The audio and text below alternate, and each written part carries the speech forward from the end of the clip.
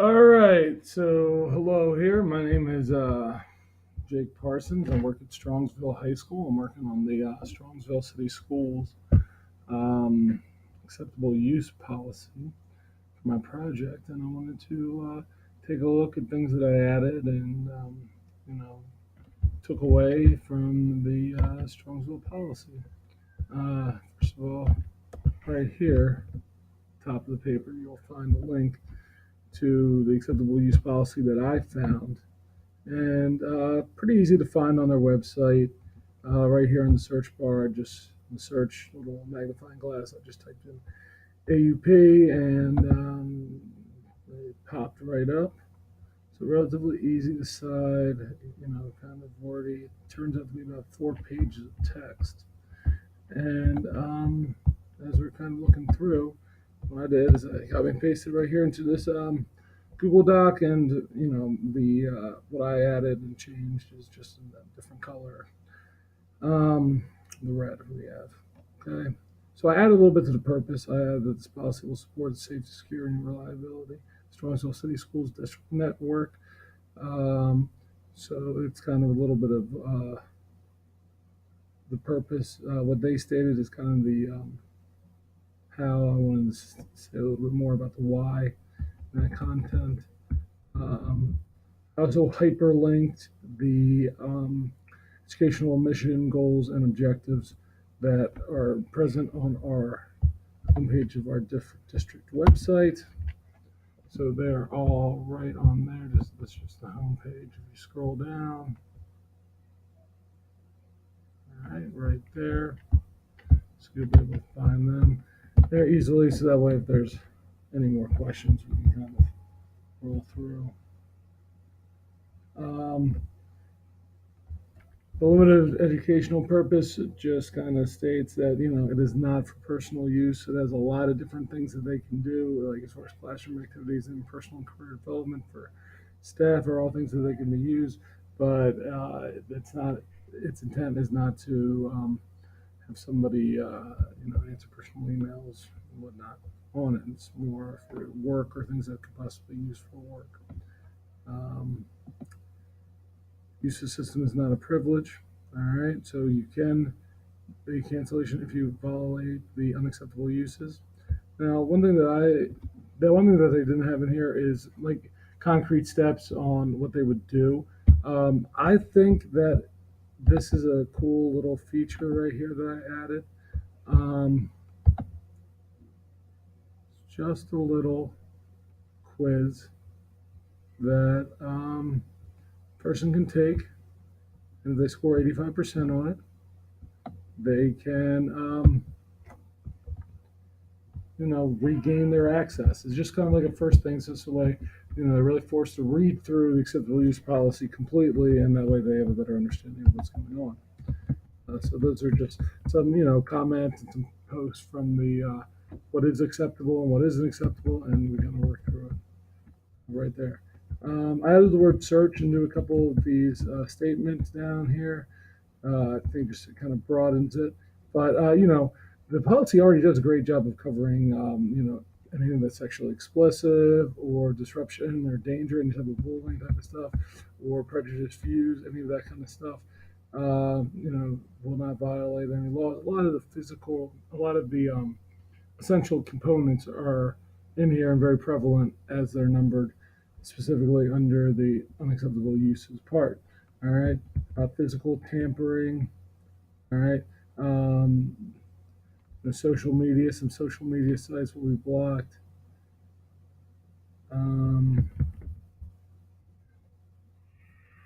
Make sure you only use on your card. I hyperlinked a copyright video into here to kind of give people a better idea. People don't like to read; they like to watch videos. So I'm sorry, it's actually an article from LegalZoom with just kind of what is of what of of really what we're talking about. Taking a while to load, but the hyperlink is there and it works. If you guys want to check it out. All right, these are the two things I added. VPNs are becoming a problem. Uh, where we're at, where it's a virtual private network, and that kind of bypasses. So it uses the district Wi-Fi, but it works past the district site blockers. So, you can use this through really any mobile device that you download, and it could kind of avoid the content. All right. And also, if you know of any violators, the original report talked about just inappropriate school district official. I feel that that is very vague. I doubt that everyone's going to consider this being part of their job, so I just changed that to our instructional tech supervisor. She does a great job with this kind of stuff. And also, if you violated your own, any of this policy stuff must go through her or whoever is in that position. Right? It correlates with the rest of our school rules, and obviously parents can see what our other kids are doing, and if they want a copy of it, they can remain and get a copy. We are a Google School District, so that will be really easy just to give a copy of someone's drive. Um, Now, not sure how this is really going to work out. I haven't seen this in a lot of them. Most of the time, people give people the options to word out. In our school district, we're going one to one with our Chromebooks with our uh, we are our freshmen currently have it, and our incoming freshmen will get it again next year. So we'll have half of a high school, and we'll have all these Chrome carts and Chromebook options for the lower age groups in the middle school and the elementary schools.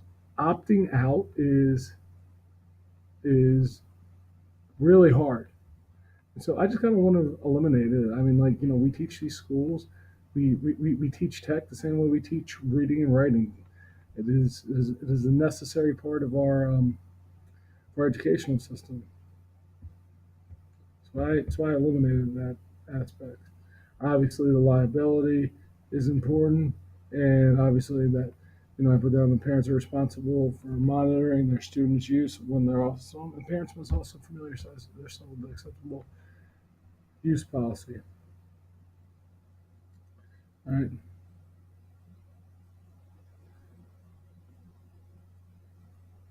And then this part right here is just parents must be notified that their students will be using school district resources, accounts, and access network.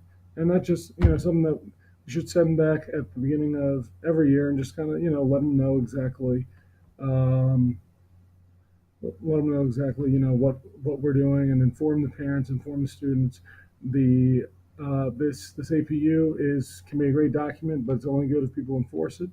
Um, Part of my research for this was, I polled some students and I polled some faculty members, just kind of informally talking about, how they use, the access. And, a lot of people, both staff and students, break these policies really on a daily,